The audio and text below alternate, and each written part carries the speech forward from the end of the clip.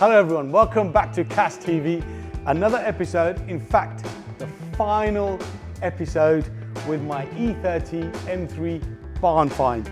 Now, in the previous episode, we took it over to our friends at Meguiar's and they spent nearly 72 hours detailing this car. If you've not watched that episode, there's a link in the description below. You need to watch that. Very therapeutic, actually. In today's episode, we're going to cover a few more bits that we need to do before the car goes up for sale. Let's get into it.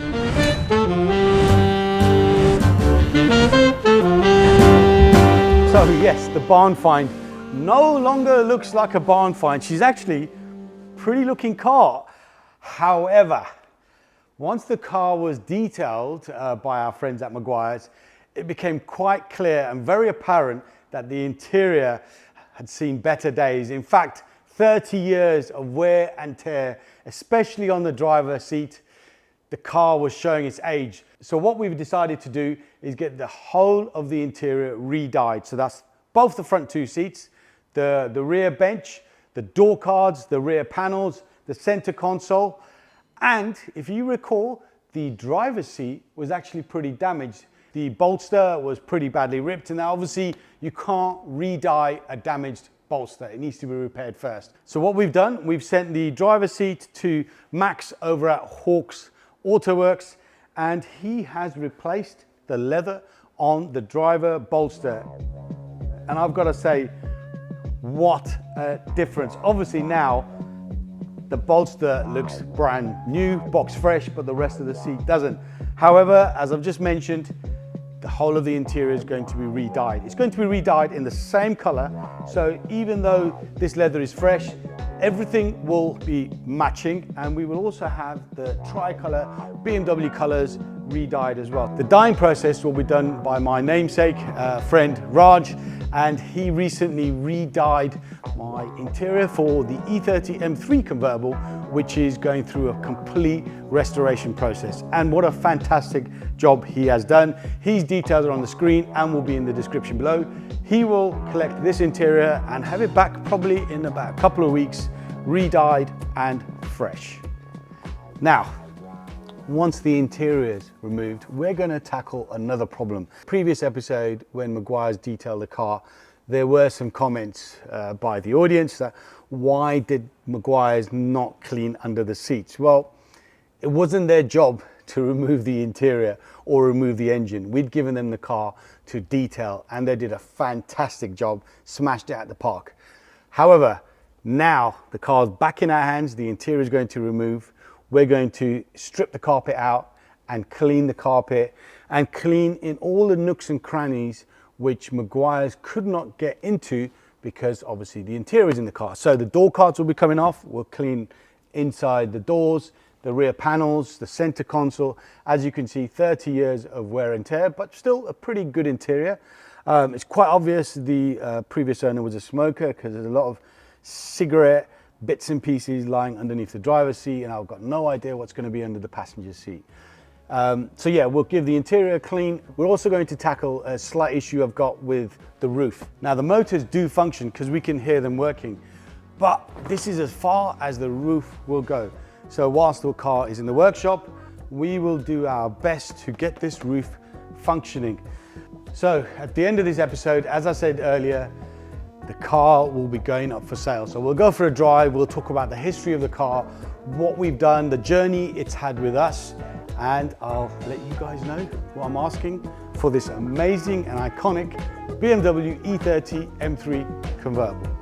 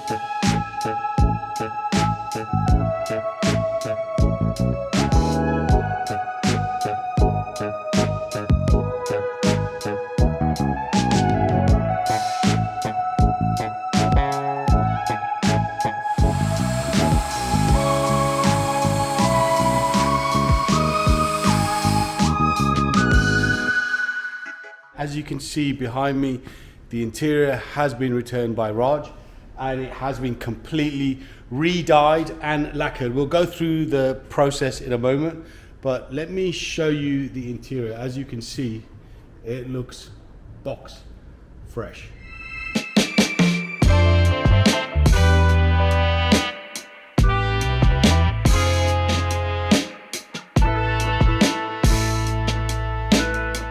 But yeah guys, this just looks absolutely amazing and it will transform the interior of the E30 M3 barn find.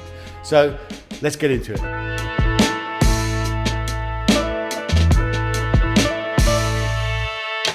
The front seats and the front door cards go in, which you can see there. I'm going to bring my namesake Raj on camera and he's going to explain the process. Here is Raj. Don't leave me hanging. Okay. Yep. Do you want to do a quick explanation, quick run through of what the process is getting them into this condition?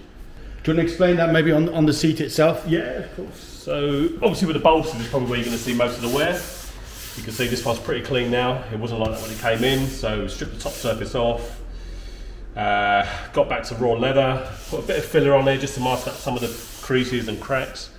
Reapply the leather dye, which then goes back into leather, and we seal it with leather sealer.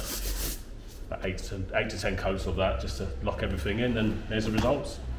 So Raj's details are on the screen, his Instagram details. If you hit him up directly, he can quote you accordingly. Obviously, not every car is the same because not every interior is the same. There's going to be obviously different bolster wear, there might be rips and tears.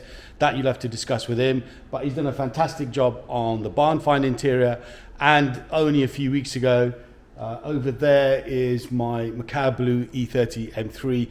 That had the interior re-dyed as well. An excellent job on that as well. So yeah, just drop him a DM, give him a shout, and turnaround time roughly? A couple of weeks for a full interior. All right guys, his details are on the screen. Make sure you give him a shout.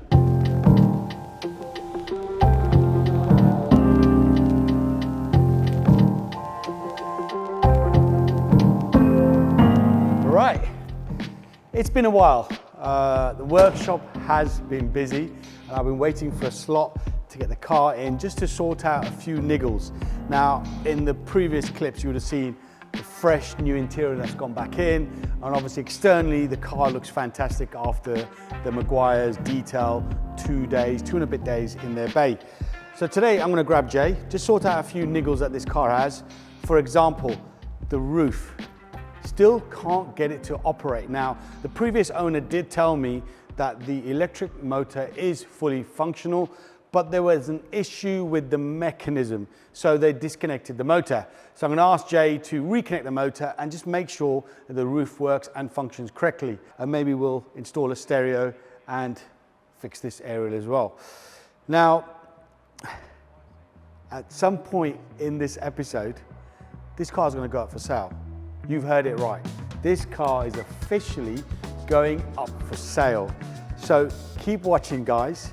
Before I purchased this car, the first thing I did was carry out a car vertical history check. Now that car vertical history check will verify the mileage of the car to ensure there's no mileage discrepancies, i.e. has the mileage been clocked back.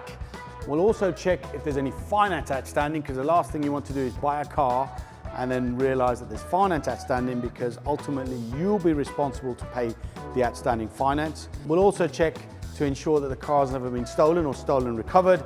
And finally, we'll check the history of the car and ensure the car's not a write-off, or even if the car's been involved in an accident, because sometimes those images are available online, and Car Vertical will find those images and show them to you in the history check. Obviously, this particular car, green ticks all the way across those 4 points that I mentioned. However, if you check the screen now, check out this M3. That's had a pretty bad impact and is a write-off. The last thing you want to be doing is buying that car when it's been repaired and then finding out that it was previously written off by an insurer. So guys, before you purchase your next used car, make sure you carry out a Car Vertical history check. The app is available in over 20 different countries, and if you use the code CAS at the checkout, you get a healthy 20% off. Right, let's grab Jay. I'll leave the car in his hands and I will be back in a short while and we'll go for a drive, hopefully with the hood down. See you in a bit.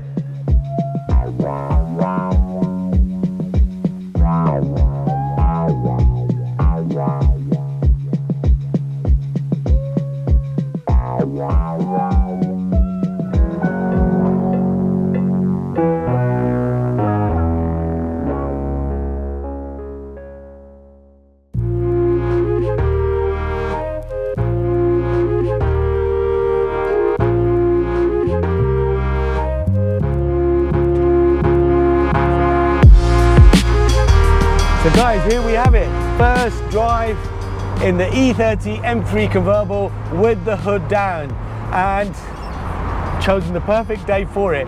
So Jay and Steve have managed to fix the electric motor which controls the roof. There are two motors, need a little bit of fettling and it still needs some help with pulling the roof down, so it's not fully automatic in that sense, but at least we know the motor works and the roof does fold back. We've taken the number plates off, fitted them correctly, clean underneath the number plates, which unfortunately we didn't get a chance to do when the car was dropped to Meguiar's.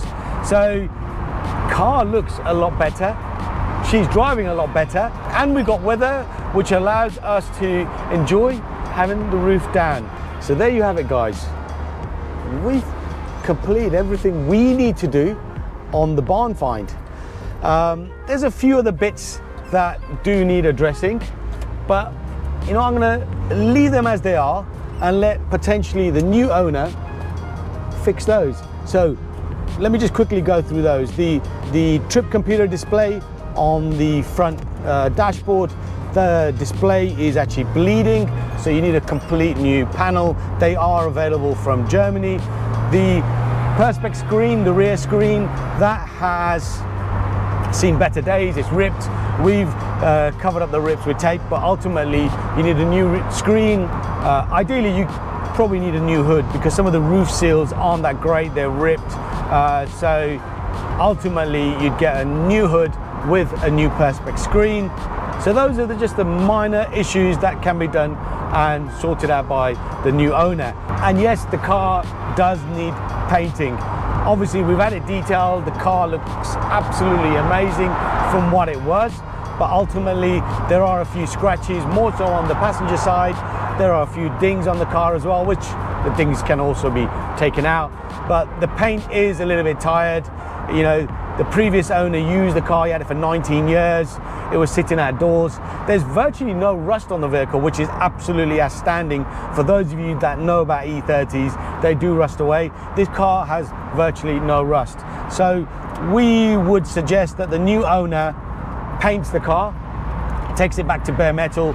The engine, whilst we've serviced it, we've changed the belts, and she does start on the button, ultimately the engine could do with some fettling, maybe replace some of the components and address how the engine bay looks. So that could have a little bit of money thrown at it. Suspension wise, it's okay, but it's a little bit boaty. I'm going to throw it into this corner here and you can see,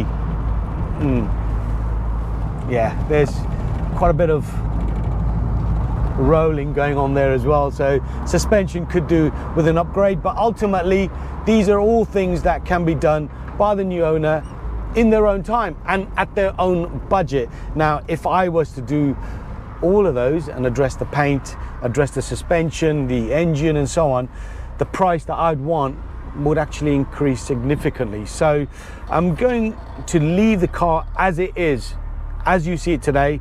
This is how it's going up for sale. We have added a Kenwood Meguiar stereo and we've changed the aerial, which wasn't working, and that works now as well. So I've just done some subtle improvements. There is a towed alarm which does a central locking as well, and that works. That's actually a Thatcham Category 1 alarm. So there are many positives with this car, and those positives outweigh the negatives. And if you recall guys, if you've been following the journey of this project, when we bought the car it had no MOT, it was a non-starter, and we fixed all of those, and the car, as you can see now, is driving well. You know, she even pulls, although I don't think I'll be giving it any beans here.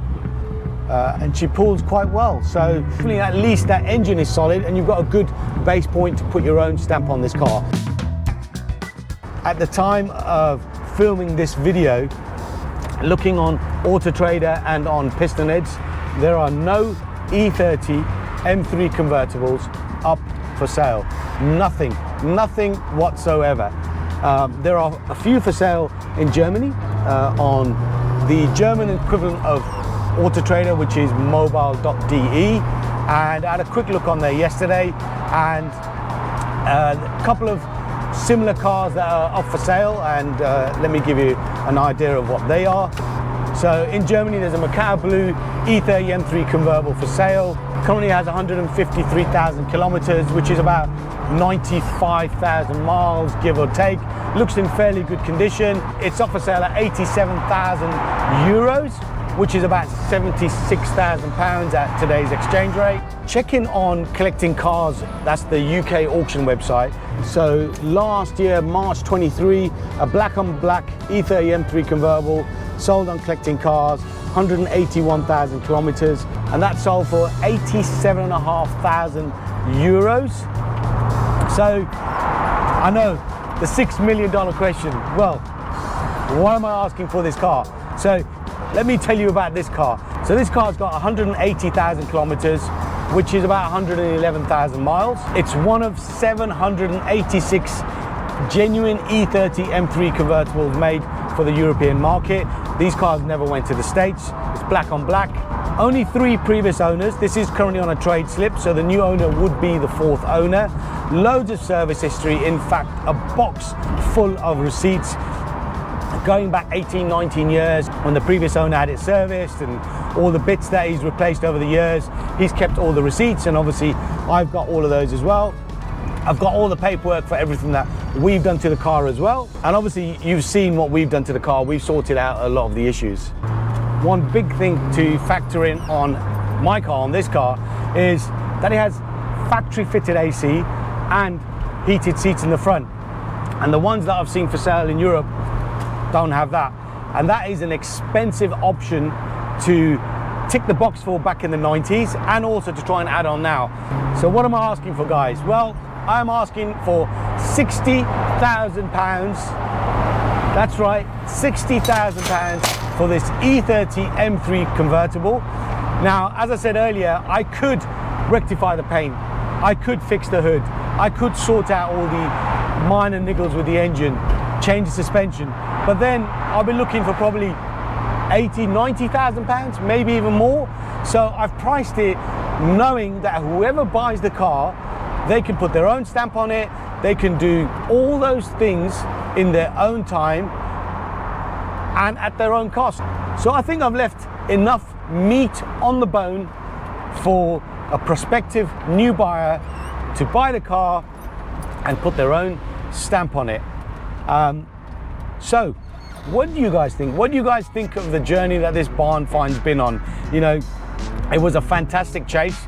It took me a year to get the car, and it's taken me best part of 8 months now to finally finish the car and get it up to a point where I'm happy to let it go.